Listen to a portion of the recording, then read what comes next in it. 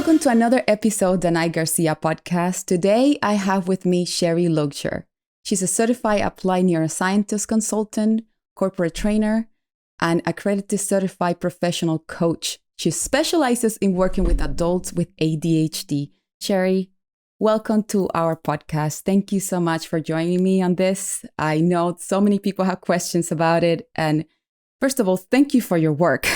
I mean, just getting your bio, it's like you cover so much, and I'm sure you impact so many people's lives. I was so looking forward to bringing you here.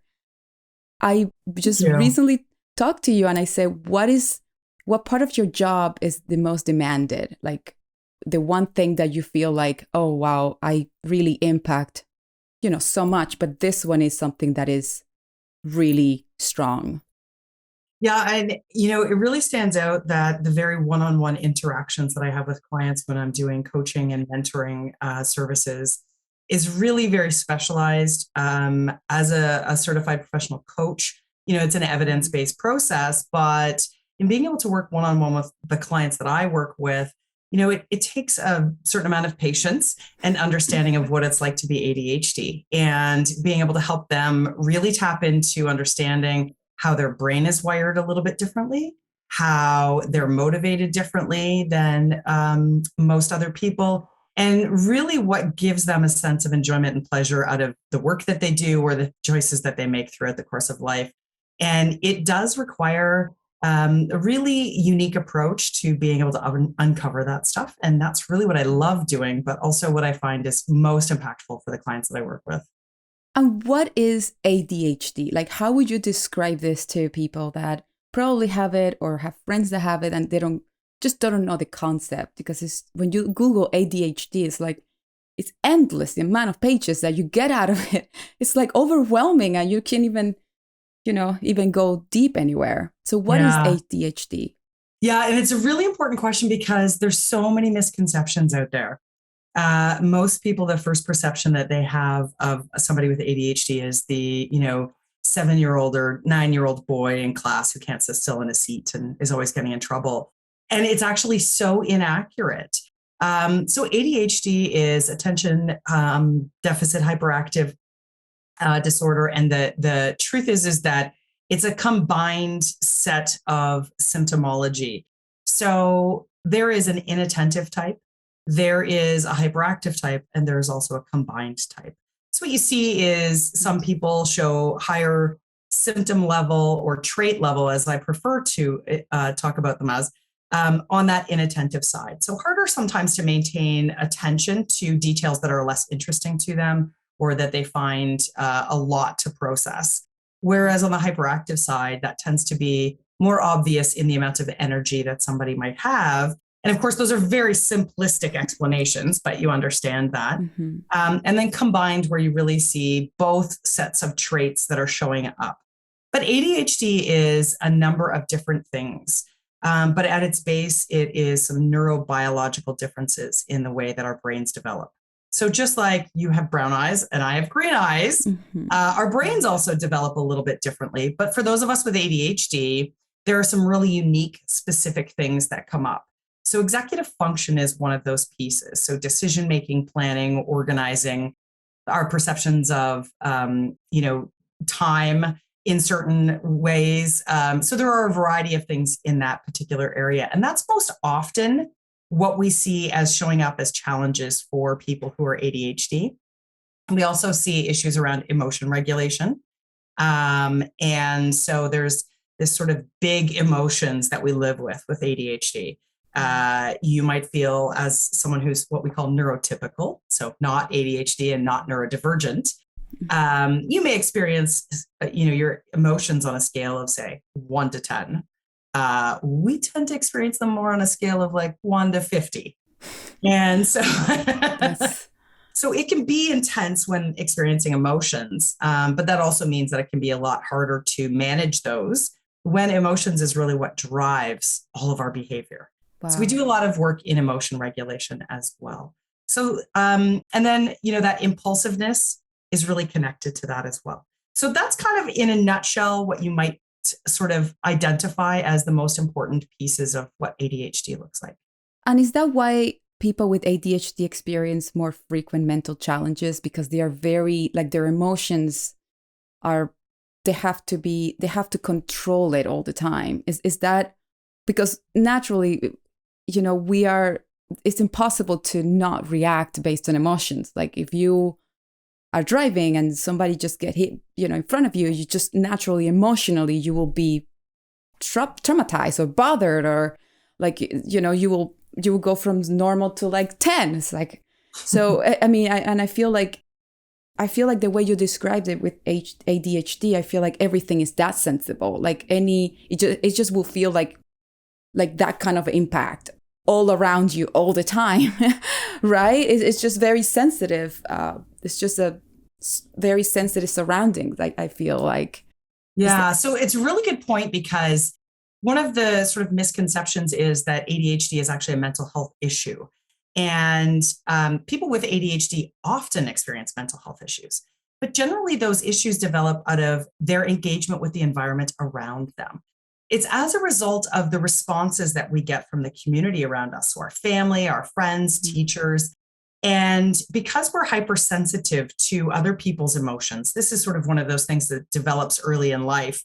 We read other people to figure out whether we resonate with them or we don't. Humans in general do this. We have mirror neurons in our brains, right? So that when you coo at a baby and they coo back at you, everybody's excited. Yeah. And that's why, because, DNA coding from so long ago really helped us to understand that to stay bonded with our tribes helped keep us safe. Mm-hmm. And so we naturally look for that resonance with the people around us. But what quite frequently happens is that we're not in resonance because we think differently. We do things differently. We say things differently. And so it will create weird responses from other people. You can see that wasn't the response I expected from you, or no, that's not what I want you to do. And so those, up to 20,000 more times that someone who's ADHD is experiencing a no or some kind of correction, that starts to build on someone's confidence and self-esteem and their ability to judge for themselves whether they're doing the right things or the wrong things. And so because those really intense emotions show up, you kind of take those two and you blend them together, and that can be a cocktail for creating, strong mental health issues. In addition, there are a lot of comorbidities, what we call comorbidities, so co-occurring disorders. So it's very common for people who have one neurodiversity to have additional neurodiversities. Not everyone, but that's really common. And so now you're just you're adding another layer on top of all of those experiences with our world around us that tend to create that stressor that pushes us into mental health issues in that arena. And that's something that happens 24/7. I mean, you're talking about a state of mind of like that level of sensibility your whole life. Like eventually, of course, you're gonna build layers of defensive mechanism, and that's something I can totally relate. Like, when I first came to this country, I didn't speak English, and I just felt often misunderstood, and I would say something nice, and it just the music of the language didn't come across as just like a good news, and they're like, what's going on? I'm like, oh, it's kind of good.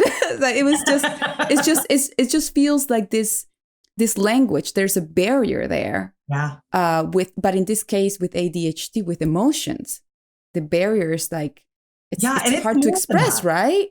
I mean, just a layer, just a base. You kind of alluded to it as well, actually, when you talked about that sensitivity piece, because people who are neurodivergent have a tendency to lean into their sensory inputs a lot more than others. So you will find that a lot of people who are an ADHD or who may be dyslexic or autistic or, have Tourette's, there's a tendency to be much more hypersensitive to the world around us because we are always on the lookout for information to help us figure out what we're supposed to be doing, when, why, how. And we really develop this high level of sensitivity. And so for some people, sensory stuff is a big issue. And, you see now where there are grocery stores, for example. I remember we were in Ireland a few years ago, and I remember going into one of the grocery stores and they had a big sign on the wall that said, Wednesdays, I think it was, is like their sensory day, and they turn down the lights and there's no music. And I was like, that actually sounds like a great, peaceful way to shop. Wow. But it's that awareness that we can be overloaded. The society that we live in now is so stimulus-based. Constant. Bombarded with information on a constant basis. And people who are neurotypical, their brains process and sort of eliminate information that isn't necessary more effectively. Our brains like to hold on to that in case we need to use it later. We're like information hoarders, but everybody's working memory only has so many limits. Wow. And so when we breach that limit, either we start forgetting things or we become stressed about it, right? So there are a lot of things that are happening while we're trying to remember this. And, it's funny because I was thinking when we talked before, we were talking about how similar your experience is as an actress and what it's kind of like being ADHD. And I chuckle because I frequently hear people say, well, everybody's a little bit ADHD, but actually they're not. Yeah. Because, that ability for you to pretend you're somebody else on the set, how exhausting that is, extremely the effort that you put into that and the energy that it burns, but you get to leave that character behind and go home and go back to being yourself. Just normal self. Yeah. Yeah. Whereas this is just us. This is just how we process the world.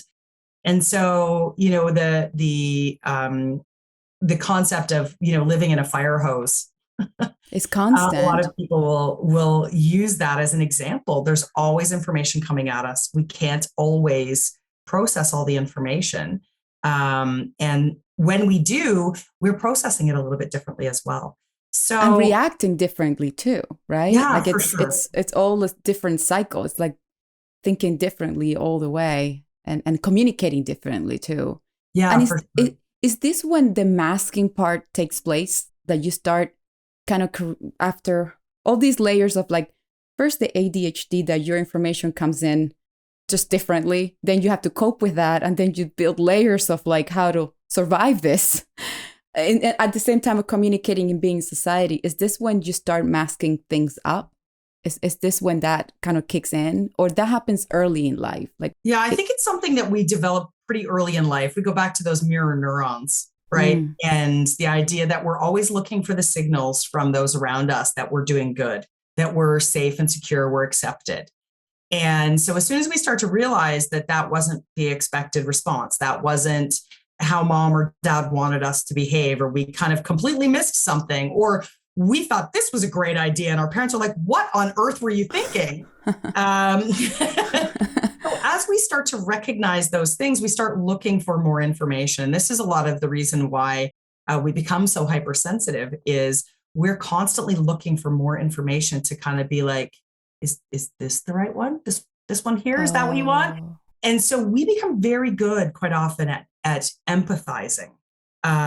We can tap into the fact that somebody else is feeling intense emotions or feeling emotions that, maybe somebody else might not catch on to. Some people really struggle, though, in the arena of the way they respond. And that sometimes creates some issues. So again, sort of sets that stage for some mental health issues. You may be understanding that the person is experiencing some emotion, but not knowing if you're responding the right way really starts to create that self-doubt. And the other thing that happens is that, most people, everybody actually experiences imposter syndrome. And this is really normal. It's a normal mechanism for us to be able to check in with ourselves and say, hey, are you sure you should be doing this? So it's normal cognitive process.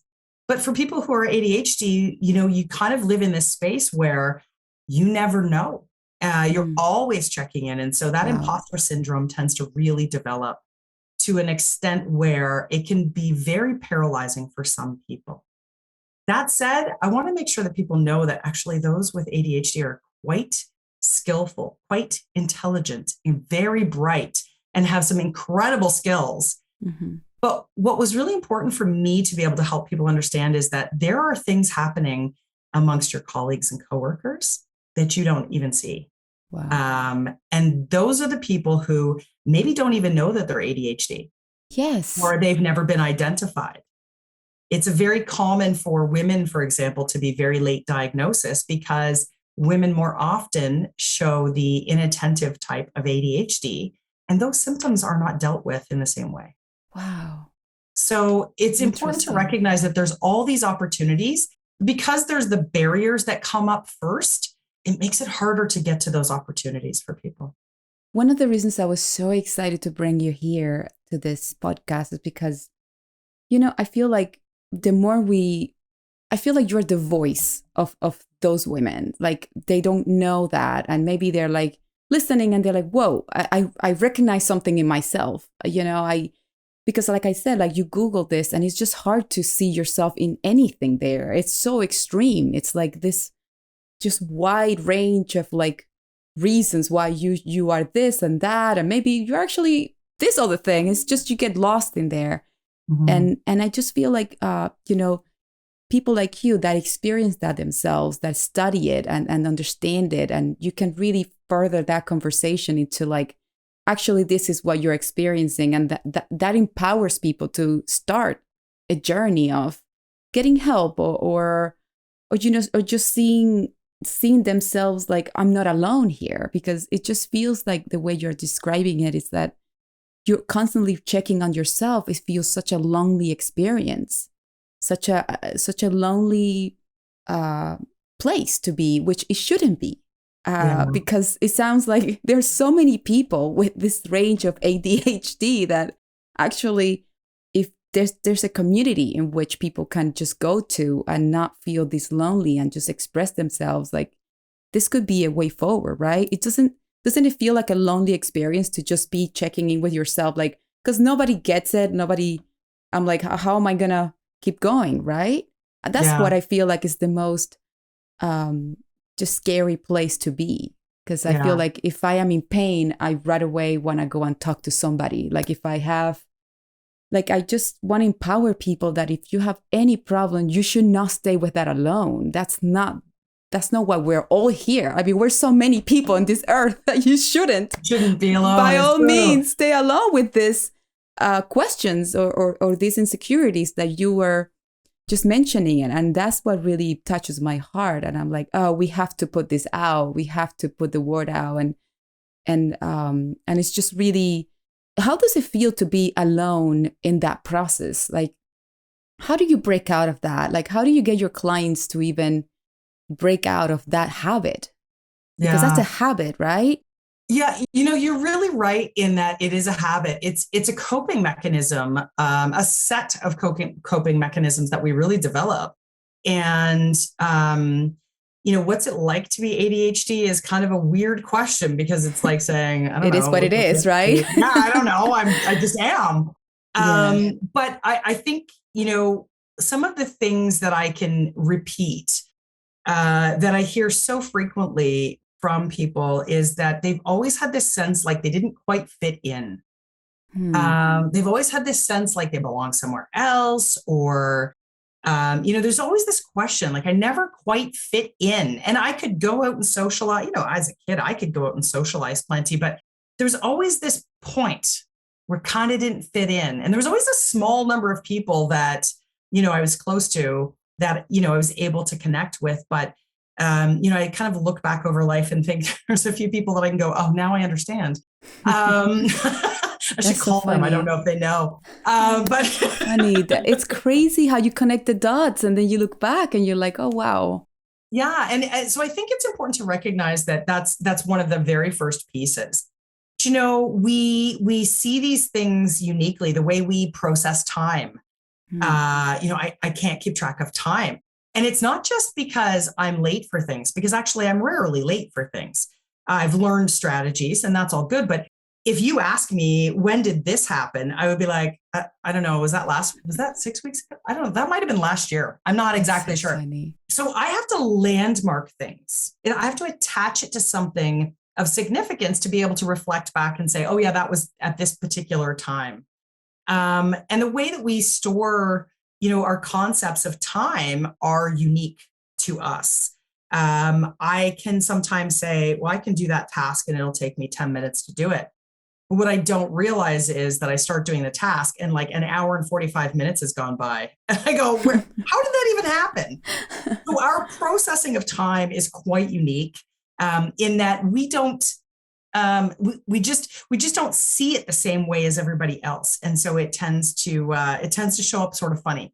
And so if you're excessively late all the time, or you're that person who figured out how to always be on time, it could be either, but you know that your processing of time is a little bit different. Does it have it to do with like the way that you guys do your focus are just laser focus and just time goes just dust? Like it's just, you're just so focused in this because, you know, I feel like we don't experience ADHD, but I feel like we all experience this, like when we love somebody, we're like, oh my God, time went by so quickly. Like time is like, just, what is this? But imagine just like with a project, like it feels like the way that the focus, right, would be a factor. So it's interesting because there's a couple of different reasons why we experience it. And this is where, when we talked at the beginning about that one-on-one experience, this is why it's important, because lots of people will say that they have issues with what we call time blindness. But exactly what that looks like is unique. So it could very well be that perhaps a person is not really good at actually planning all of the steps they need to complete a task. So in their head, they're like, all they can think of is this part of the task and this part of the task. Well, that'll take me 10 minutes, no big deal. But there's all of these other pieces missing. And so then when they get into it, they just get into it and don't realize how much time has passed. But we also, the way that we actually store our concept of time and memory together can distort that. And you're absolutely right. The way that we consider, if we've spent time with a loved one, there's a certain cocktail of biochemistry that's happening when we are enjoying ourselves to that extreme. And one of the amazing things about people who are ADHD is that we have this ability to hyperfocus. And everybody says, oh, I can hyperfocus too. That's not just an ADHD thing. There's a difference. I can latch onto something that I want to get done, and it's almost physically painful to tear myself away from it. It's I can't describe it in a way that somebody else would understand unless you're ADHD. But the truth is that it's so difficult to pull away, and there's not even that consciousness that you should pull away because we're so absorbed, so into it. Wow. So it's it certainly creates some challenges around that, but we also find challenges with what we call activation. So our brain, I'll throw some brain science at you if you're up for it. But our brain has two sort of function networks, control networks. We have the prefrontal cortex part that's included in what we call the central executive network. This is like, decision-making, planning, all that sort of stuff. And then we have the other control network that's like our daydreaming and our self-reflection and mind wandering and when we're sleeping and all of these things. And for most people, ideally, the brain, when one is in control, the other one's napping and vice versa. So for daydreaming, our executive function is having a snooze. Yes. But for those of us who are ADHD, it's possible for both of them to be going, sort of wrestling for control at the same time, or both shutting down at the same time. And we have this little spot in the middle that's deciding, what we call the salience network, that's responsible for deciding what's salient, what's most important that I should be worrying about right now. Should I just go and relax, or should I be focusing on making a decision about something? Wow. And so in this particular area is where the activation happens. This is where that motivation to do something takes place. And that is often derailed. That salience network doesn't make the decision. Are we just daydreaming here, or are we doing something functional? And so we really struggle with that activation piece. So for some people who are ADHD, this can also create a bit of a challenge in actually getting them moving. So what we often hear people who are ADHD saying is, I got up in the morning and I had all these big plans, and then I sat down on the couch and I knew I should get up, but I just couldn't. And somebody else might be like, what do you mean you just couldn't? Nobody was sitting on your lap. Nobody's holding you down. But it's this mechanism that actually releases the hormones that get us going, and they don't function the same way for us. So it really creates some challenges for some people to be able to activate. So we have to work with them to help them identify what are the things that can tip the scales one way or the other on that teeter-totter, and figure out how to get you moving forward. And that's really where that one-on-one stuff comes in. But it also helps you to kind of get a sense of the internal kind of complicated stuff that's going on in our brains, and the fact that ours are doing some unique stuff compared to somebody who's neurotypical. That's amazing.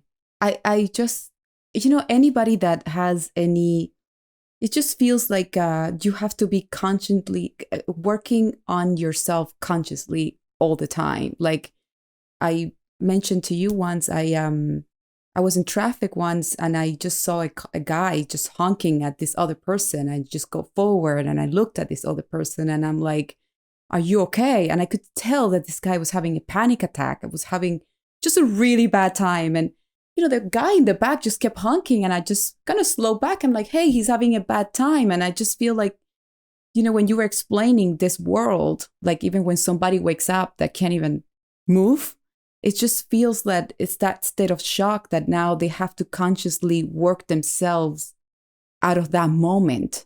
Mm-hmm. And that takes a lot of, I think I'm very sensitive to that because what I do is I tell stories for a living. Like I'm an actress and I have to create those moments in a character. When a character has this realization, I have to create all that world and what it takes to get out of that and create that. But I cannot imagine just waking up and just having that. And you don't even expect it, right? It just happens. It's not something that, it's not like a clock saying, hey, you're going to have a hard day to get up. Like that's not even, it's just there. And I just feel like, even, kids with ADHD having siblings that don't have ADHD, that should be like it's a different just impact in their lives. And that's what you were saying. You're constantly checking on yourself. Like, what's wrong with me? Because my brother he's in school now. And I'm like, not here, not even want to. And it's that constant work on yourself. Mm-hmm. And again, how could you answer yourself those questions when you are like realizing that that's something that it's a real fact? So when there's no frame of reference, right? It's impossible until you connect with others and you meet other people, have that time to have a conversation with somebody else and realize, oh my gosh, me too. And even for those who are aware, I have clients who are, they're adults, they've known for a number of years, maybe late diagnosis and maybe not, but they've known for a number of years. And I will still get messages. I use WhatsApp for a lot of my support systems. And, they'll message and say, is this my ADHD or is this something else? And I can say to them, yep, that's your ADHD. but there's no frame of reference, right? So as a kid in elementary school, I had no idea why, I could read well in advance of where I needed to be. And yet, I would read something and then I would do the schoolwork that goes with it. And I was barely passing that. And the teachers felt that I was struggling with my reading. I can tell you that my reading skills are quite exceptional, actually. Mm-hmm. But the difference is understanding that what I was processing was actually more conceptual and big scale type stuff. I was zooming out and looking at concepts that might have been in relation to the emotions of the situation, or where's the story going, or what the situation is. But don't ask me what the girl was wearing. I have no idea. But what do they ask you in elementary school on tests, right? They ask you these little detailed questions. So our brains really do function differently. But when you have no frame of reference, there was no one to say to me, but what did you understand from that story, that I could give them this, whole big explanation to realize actually I did understand what I was reading. I didn't have a comprehension problem. What I had was a uniqueness about the way that I comprehended things. And so ironically enough, many years later, my parents had actually taken me to see someone. And what they came back with was that I had a perception problem, which is kind of ironic because I now say, and that's actually true. I have very different perception from a lot of people, but it's also been my greatest asset. It's been my greatest skill. So what was a problem as a child? There was no one to tell me that it wasn't a problem, and nobody to tell the people around me how to encourage me or support me or give me things from a different angle. that allowed me to really show who I was and what I was capable of doing. So it's definitely one of those things that if you don't have that frame of reference, you don't have someone giving you that kind of information to help you understand, you can't necessarily figure that out on your own, for sure. Yeah, and do you think that if someone with ADHD can recognize that somebody else is with ADHD, especially like in the workplace, can you recognize, oh, this person, it's ADHD, but maybe doesn't know it? Do you guys register that from others? So it's always interesting because I don't diagnose, not part of what I do. But what I say to people is there are things that will show up. So for coworkers. But before we go to that, I say the first and most important thing you need to keep in mind is that there are a lot of other things that can create some similar issues for people, can show up as what someone might perceive to be ADHD traits. Trauma can create many similar behaviors. Things like hormonal imbalances, thyroid problems, blood sugar issues. Like there's a host of things that can be causing all sorts of problems that is not actually ADHD. So it's important to know that this is something that you live with your entire life. It doesn't just show up one day. Sometimes it suddenly shows up much worse than others, but it does not just show up one day. But in the workplace, you look around at your coworkers and you see somebody who really struggles to complete really detailed work, whether it's reports or documents. There's a lot of errors in it. And it could just be spelling errors, or it could be small details that they've left out. They put together concepts, but then they have a harder time filling in all of those extra little pieces. They may struggle with completing projects. So they're gung-ho. They are so excited to get projects started. And then about halfway through or 3/4 of the way through, or maybe quarter way through, all of a sudden it's like, I haven't touched that in I don't know how long. And I'm they're really struggling.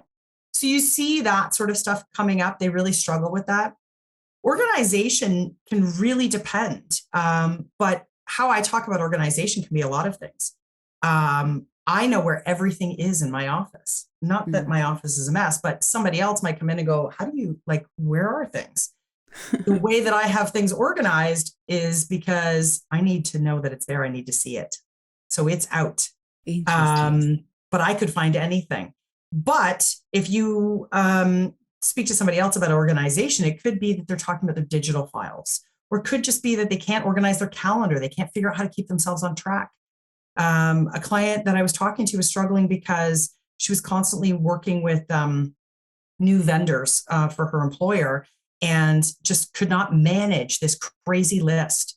And so we just had to come up with a simple system. But it was a lot of detail. And so it creates a level of stress that starts to get away from them. They also tend to start utilizing organization systems and then stop. So I always tell clients, we're going to work on strategies. We're going to build strategies. And then I'm going to teach you how to build your strategies, because that strategy is going to work until it doesn't work anymore. Oh my gosh. There's no rhyme or reason. I can't tell you when it's going to stop working, but it's going to stop working. But it will. And you're going to need to figure out how to take that and change it into something else that now is going to work for you. Wow. So you often will see people in a workplace that you're working with where they struggle with keeping consistent with their organization. If they're still managing to find a new system every time, it's not an issue. But if they're struggling to be organized, that can quite often show up. And for those who are hyperactive, we never really stop being hyperactive. We learn how to mask it.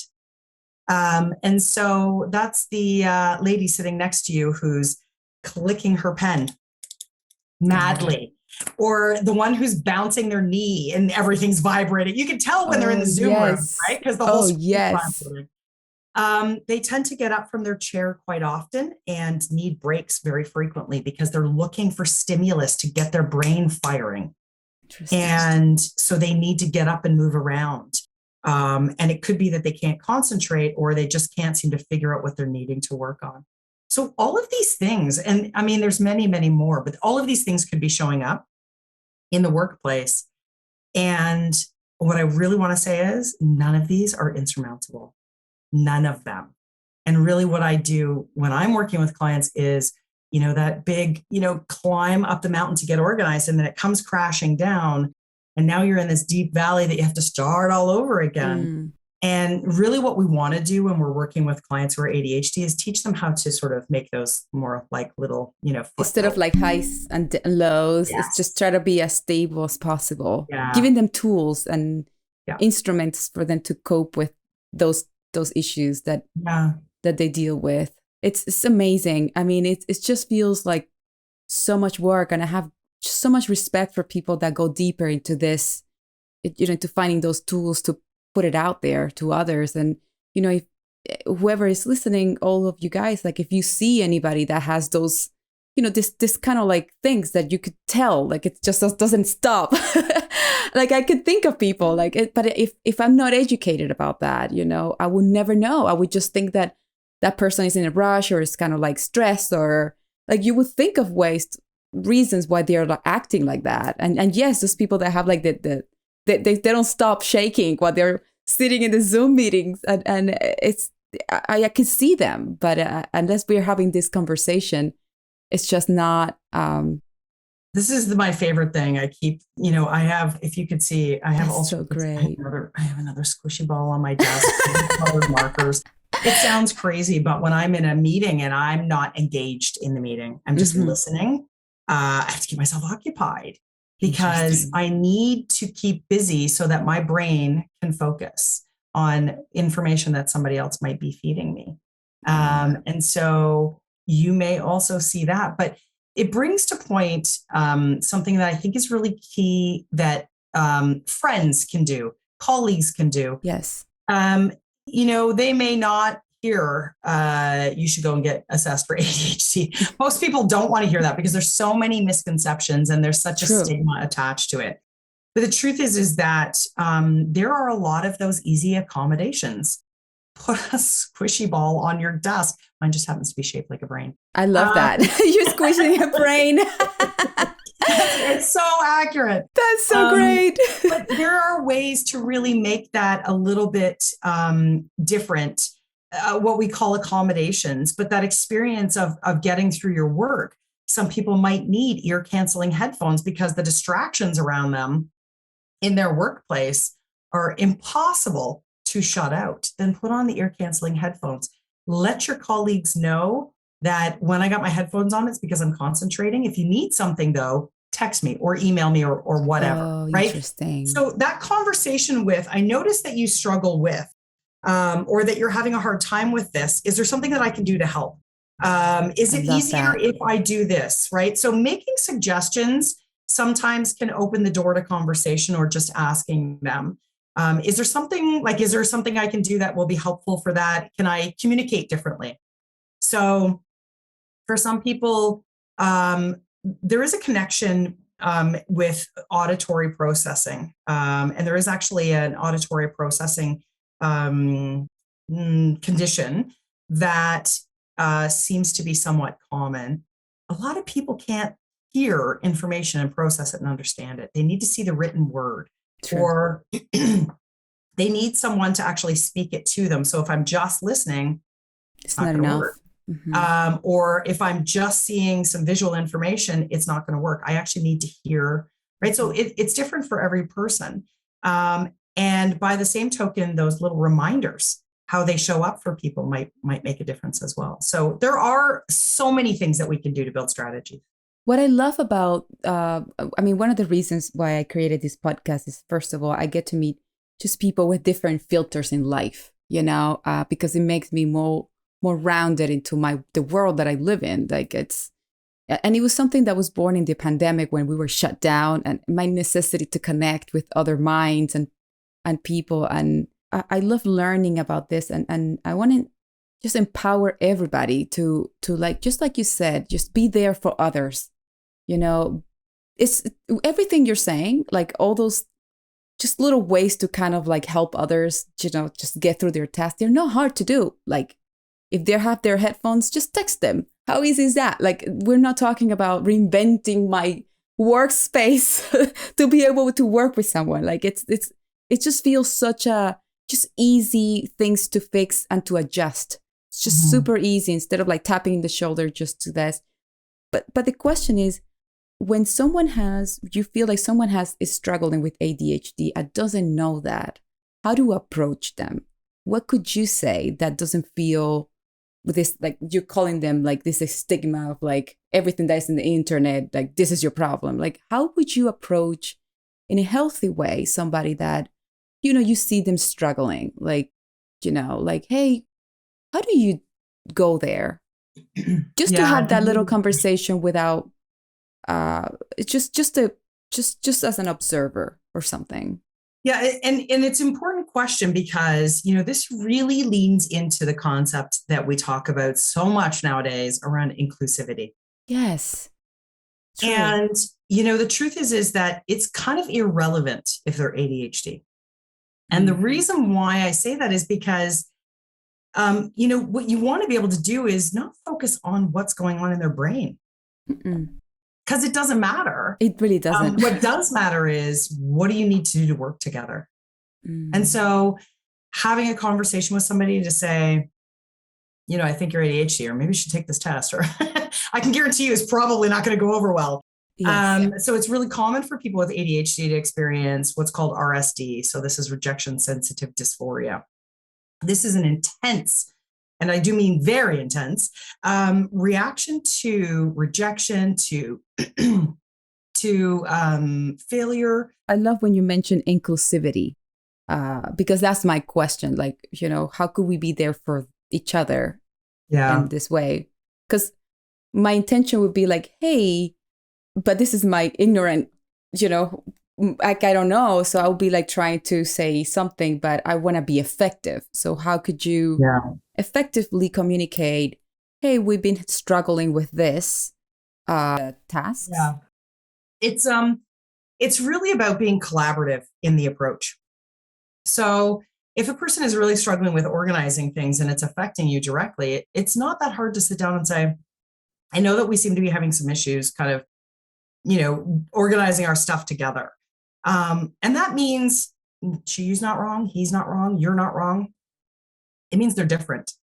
And so how do we get them to fit together? And that's really what we're looking for. It's not a case where everybody has to change everything they're doing. It's simply a case of recognizing that when we take one person's way of doing something and we consider another person's way of doing something, we're often allowing for an innovation. And to be honest with you, this is one of the things that people with ADHD do best. They may not recognize they need to do the innovation, but when you flag it and say, I was trying to figure out how to make this and this work together, like that, they're coming up with ideas. And so it's really important to recognize that opportunity to collaborate will open doors all day long with people who are neurodivergent, because it's welcoming. It's allowing them to put out some ideas to contribute to solutions for something that may be creating an issue. And I can assure you that if you think it's creating an issue, there's a good chance that they're very aware. They're reading your body language. Even though you may be very understanding when there's an issue, they can read the facial expression that says, oh, well, that didn't work out the way it was supposed to. And I may be angry or I may be just disappointed, but they can see it. They recognize it. And so opening that door to collaboration, to problem solve is the key. And the truth is I don't care what community you're talking about. No, we're talking everything. Yeah, it's really at the heart of inclusivity, is simply opening the door to say, then this is how we've been doing things. And I know that it doesn't fit with how you're doing things. So how do we make this work is the first most important conversation. So it could be that you need some kind of an organizational tool. It could be that you just need to have an opportunity to sit down once a week and just check in. It could be a million different things. So many things. Yeah. It's just simply the fact that people are willing to look for a solution instead of judge based on their own way of doing things. Oh, this is such a beautiful answer. We really, I love Albert Einstein's quote about, if you judge a fish by its ability to climb a tree, it will spend its entire life thinking that it's stupid. And that's truly it. We are fish out of water. We are So humans, yet we nice. are unique. Maybe we can climb trees. Actually, we probably can climb the trees. But it's that uniqueness and just being given the space to lead everybody to the water for a while so they can see how well we can swim or whatever that is. Inclusivity to me should never be a hardship. It's what we're wired to do. We are Absolutely. wired to stay together as tribes. We were wired to, build social connections in every single thing that we do. I So it's love really this. important to honor that.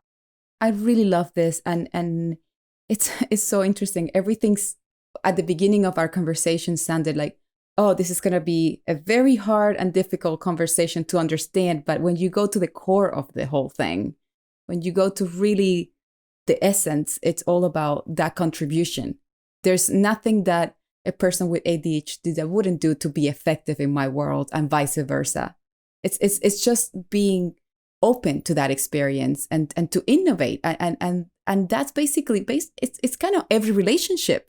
It's Yeah. your relationship with your children. It's different when they're little, and it's different when they grow. Like they innovate. It's a constant change, And each one and of them is different as well, right? You do not, completely.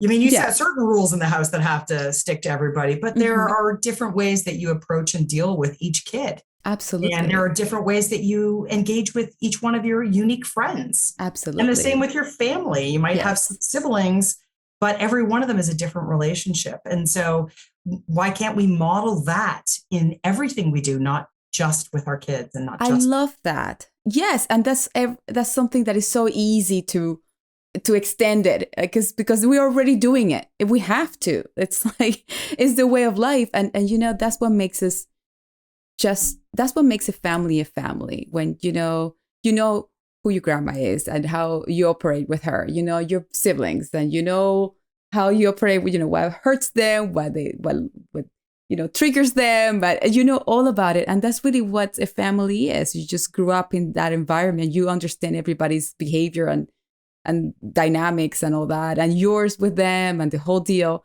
And and I feel like our world is where we're like this huge tribe that we have to just keep keep feeling that empathy towards others, and be open to not keep honking on each other just because you don't see the other side.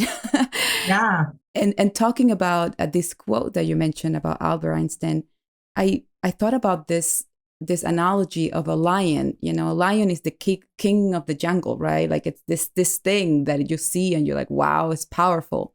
But if you put that lion in a raft in the middle of the ocean, at the end of the day, that lion is like, it's a feline. It's not made for that. It would be terrified. It would die and of Yeah. a heart attack. But that doesn't mean that that's still the same lion that is very strong. I mean, you just put him in an environment that it's not his comfort zone, or he doesn't read what's happening. But it's important to understand that, like, it would not last that long there. And I feel like we have to be there for each other and not let our lions out there in the middle of the ocean. We can just really uh help each other to land. Yeah, for sure. And I think that that's really important because each of the unique skills that we have are meant to contribute. They're Totally. meant to contribute to how we all stay alive. They're meant to contribute to how we all flourish. And so I may not be good at math, but I'm really good at people. It doesn't mean that I don't bring value. It just means I bring a different value. Mm-hmm. And when we're considering, our colleagues, our family, our friends, all of those people, I think, that strengths-based approach that coaches often lean into, which is really, it doesn't matter what we all suck at, because we all suck at something. I Of mean, there course. are a few of those people out there who seem to do well at everything. No, but I I'm talking understand. about them. But we all have things that we're good at, and we all have things we're not good at. And the most logical thing for a species of any kind is to put those in the places to do the things that they have the skills to do, and put the others in the places that they have skills to do. Of And, course.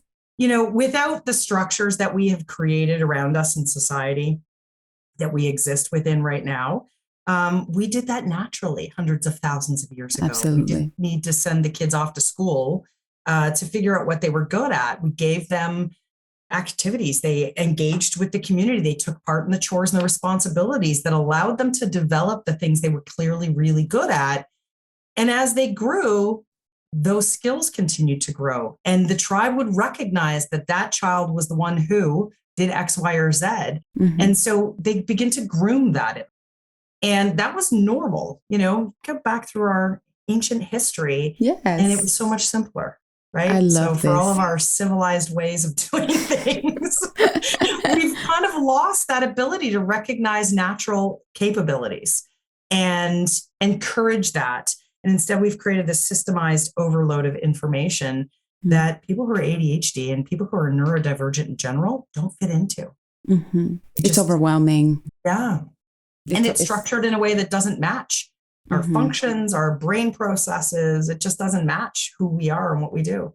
A lot of people will say, the 100,000-year-old tribes, we were the security because we were hyper vigilant and always ready to take action and didn't necessarily, like the lions, right? The lionesses actually, because the lionesses are the ones that hunt. But expend the energy and then nap for 3 days.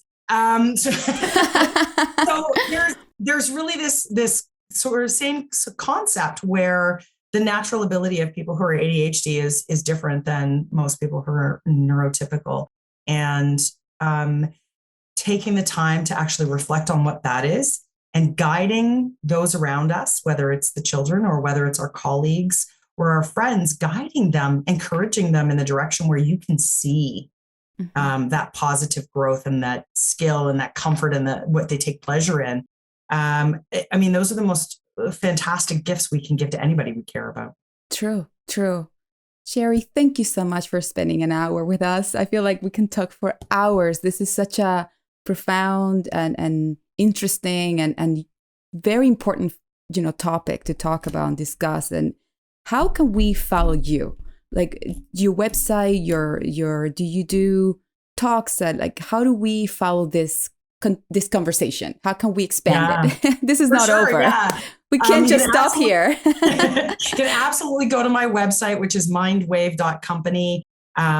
So the website has lots of basic information on it, but we do have a community that you can join on there. It's called Scattered Together. So this community is really intended for people to be able to come together, safe space to talk about what they're experiencing. It does not require, you to be diagnosed, self-diagnosed. You just feel like it connects with you. Educational, right? Yeah, you can certainly join. There's lots of stuff on there. I have a lot of material on there that I share that's really meant to help people with skills building and understanding how their brain's wired. So that's one way for sure. Of course, from the website, you can always book time to chat with me. That's something else. The link is there, gives you some spaces in my calendar. You can follow me on Twitter, Instagram. I'm on LinkedIn. You can find me in any of those places, and also on Clubhouse. And we do rooms on a regular basis or spaces on Twitter. So you'll see those pop up. I try and schedule them ahead so you can hop on and actually engage in the conversation, ask questions directly. And of course, you can always email me. But you can message me through any one of those platforms. That I would love to be able to chat with people who just have questions and want to learn or are doing some self-exploration for themselves anytime. Yeah. And, like what I said before, those questions that, you ask yourself, and that loneliness can stop right here. Just by being part of the community, you don't have to even be educated about it. Just be surrounded by people that are looking for answers and educating themselves. Sometimes not just for yourself, but for others. Like, if you feel like there's just something that could help you have a better relationship with somebody else. I just don't want it just people with ADHD. I want us to be educated, and that's the goal of this episode. And thank you for being here. Thank you for just creating this platform that allows people to join and to explore different parts of the brain in a different lens. It's just been a pleasure and very educational and enlightening to some extent. So thank you. Collecting and growing seeds with Sherri. I love it. And thank you so much for creating the space for this. I think it's when we have people that we can look to who open the door for conversations, who create safe spaces for people, it really starts to tear down those walls, the stigmas that are attached to, what people believe ADHD and neurodivergence is. And so what you do and your podcasts are amazing. So thank you so much. I'm so excited and honored that you asked me to join you. So, of course. Anytime, I'm happy to come back. Sounds good. Thank you. And we stay in touch. All right. Take care. Yes.